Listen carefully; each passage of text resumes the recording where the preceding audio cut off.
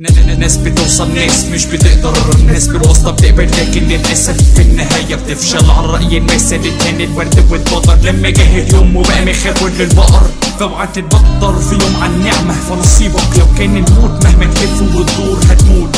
فأنا دلوقتي مش سامع غير سكوت. نبضات قلبك اتمنعت، مفيش حركة، جسمك كله اتجمد في لمح البصر جوه التربة.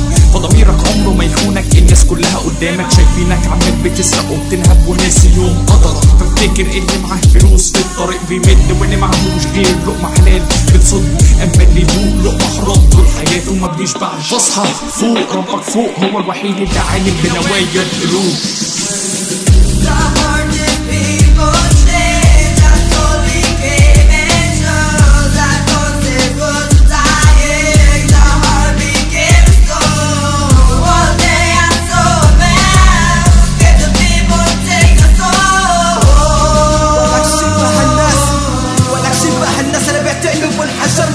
كنت بعرف انه لهالدرجة في ظلم، ما كنت بعرف انه الضمير بهالدنيا حلم، ما كنت بعرف انه الحق مع يلي ماله حق. ما بعرف انه الطيب بيقولوا له لا، بس الحرام قلب حلال والحلال ماله موجود. لا ولسه بعذابنا والمفروض صار مرفوض. ملينا من الحكي حتى مل سمعنا، من نادي ومن نادي ولك ليش تفرقنا؟